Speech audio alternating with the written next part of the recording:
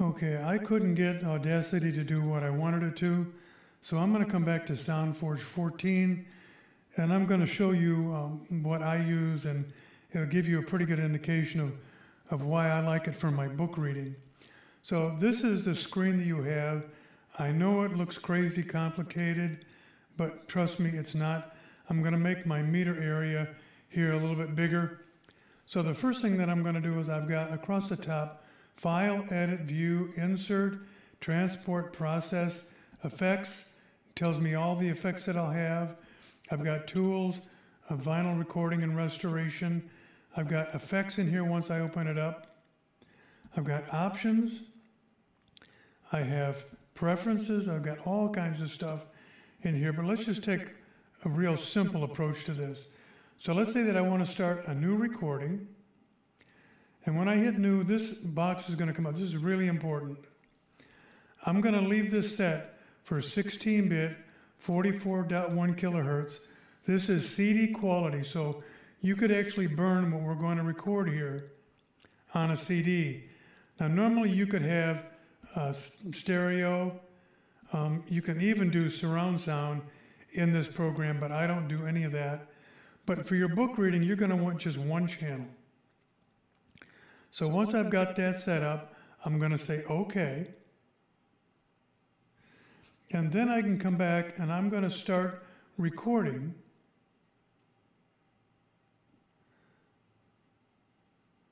I'm going to testing 1, 2, 3, 4, 5.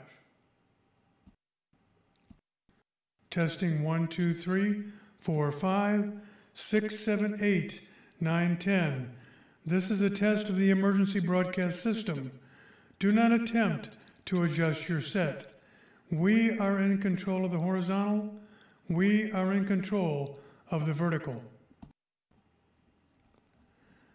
Now you'll notice here that once I've done that, everything that I've just recorded is now sitting right in front of you in the window, and we can actually play it back.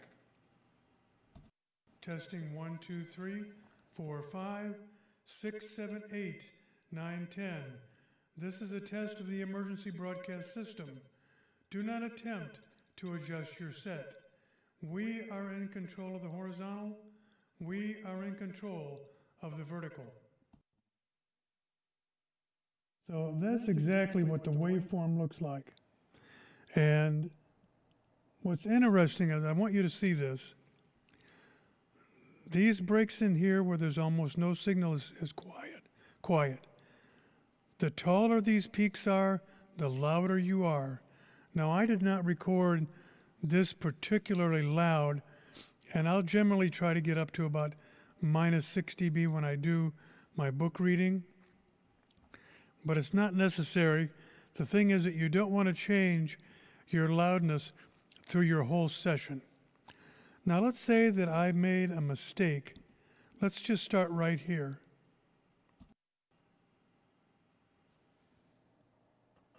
System. Do not attempt to adjust your set. 9, 10. This is a test of the 9, 10. This is a test of the emergency Okay, so this was 9, 10. Let's say that I didn't like the way I said 9, 10. So I'm going to come back and I'm going to left scrub across it, click left and drag my cursor across it. I'm going to come back to edit and I'm going to cut it. Now that's gone. But now what I have to do is I have to go back and re-record that in that spot the same way. So what I want to do is I'm going to go up to Insert, Silence, and this is actually set. It's going to go to where the cursor is, but I actually don't want to do that. And I want to change this. So now you can see that I'm at, this was exactly hours, minutes, seconds. So that's 1 second. Let's go back down here.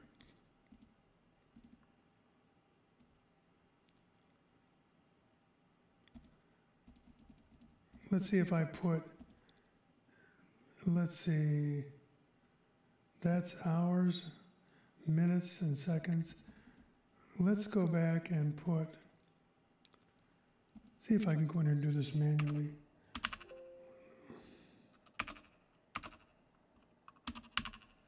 Let's put 10 seconds in there. Now you see I've got 10 seconds of silence here. So from this point, I'm going to go back and record again. 9, 10, 11. Now I've just added 9, 10, 11. I'm going to go back to the very beginning and let's listen to it. Testing 1, 2, 3, 4, 5, 6, 7, 8, 9, 10, 11. Okay, now let's say that I said that's okay. I didn't mind that. So I'm going to go up here now because I want to get rid of all this silence. I'm going to go back up to edit and I'm going to cut it. Now let's say that I didn't like all the pauses that I put between this. So let's go back here. I'm going to take out, again, left click it, drag my cursor across it, I'm going to cut it. I'm going to come up to this next bit of silence. I'm going to drag my cursor across it. I'm going to cut it. I'm going to come back over here and do the same thing again. I'm going to cut that. And then I'm going to come back to the beginning and let's listen. Testing 1, 2, 3, 4, 5, 6, 7, 8, 9, 10, 11. This is a test of the emergency broadcast system. Do not attempt to adjust your set. We are in control of the horizontal. We are in control of the vertical. Okay, so this kind of gives you an idea of how you can record one track, how you can easily go back and fix a simple mistake. If you've read 3 or 4 pages and all of a sudden you've gotten down in here and you've made a flub, you don't want to have to go back and read 3 or 4 pages again. That would be painful. So here you can just come back, click on it, get rid of the mistake you made, insert some silence, come back to that very same spot, and make sure you insert more silence than you're going to need. If it's a short thing, 10 seconds might be enough. You could have 15 or 20 seconds because you can always come back and get rid of the extra silence that's between the tracks. Okay, so let's say that we've done all that. We like everything that we did, but you can see that our level is really low. So I'm going to come up to process and I'm going to go to normalize. Generally, I will not normalize very much, but I'll try. I don't know what the presets are in here. Let's go to -3. So -3 in digital will get me to turn the last bit on, and it's going to increase everything that's in here to a -3 dB level, right about up in here. And you can see that now that's made everything louder. Let's listen to it. Testing 1, 2, 3, 4, 5. Look at my meters over 6, here. 6, 7, 8, 9, 10, 11. This is a test of the emergency broadcast system. Do not attempt to adjust your set. We are in control. So what this allows you to do when you go back up to process and to normalize, you can go back and every one of your tracks, every one of your chapters that you read, and you're going to put them all into Audible by chapter, you can normalize every one of them to -3, and all of your chapters are going to be the same loudness. It'll sound like you just sat and read the entire book in one sitting, which of course you won't. But it sure makes it easier for you to do that. Now, when I've done this chapter, I come back up into File, and I'm going to come down to Save As, and I'm going to name it. And I'm going to say Chapter 1, and let's say that it is My first book. And try to abbreviate things. So let's put a Y here just so I know. So here I have chapter 1, my first book, and I'm going to save that. And then you're going to find out when you go back, you could even go back and do my first book and do chapter 1, do it backwards, chapter 2, chapter 3, chapter 4. You can do it any way that you want to name it, but that way you can just save it. And then it's going to ask you if you want to open. I'm going to say no. Now, I can close this for right now. And I want to go up to File. So let's go back and let's open some old file. And let's see if we can find. Here is chapter 1, my first book. And so if I didn't already have it open, I could just double click that and it's going to open it up. So let's cancel that. So let's close this out and I'll show you how you can do that. I don't want to do it again because I've already saved it. Let's go back to File, Open. Now I want to show you something else. I should have done that. If you notice when I just hit File, a lot of the stuff that I've done is already there. So let's just go back to Open. And let's see if we can.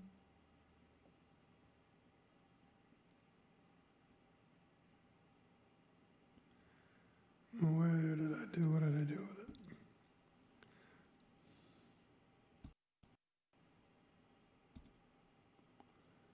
Well, I didn't do that. Let's close.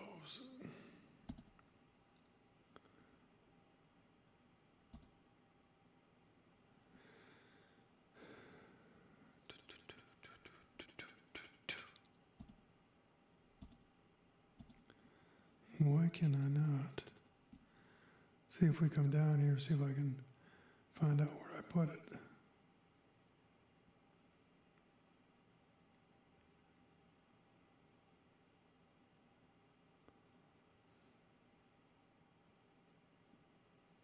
Oh, it was under chapter.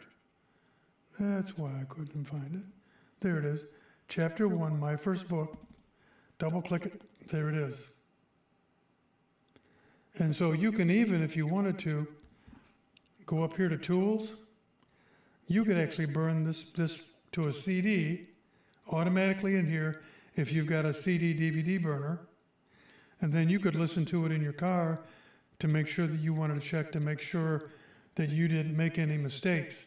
So maybe on the way to work tomorrow, you want to put the CD in your car, listen to it, and if it's okay, you'll know it's fine. So that kind of gives you an idea of why I really like Sony Sound-Forge. It's got way more stuff than you could ever possibly want, but I think for $49, it's a lot more easy for me to work with an Audacity. I don't like the fact that I can't insert stuff. Being able to take out mistakes and insert corrections will absolutely save your bacon. You don't want to have to go back and reread every chapter where you've made a mistake. That would be awful. So this will kind of get you a start from where we are today, and then we'll go over some stuff later on. So best of luck, and I hope this works out for you.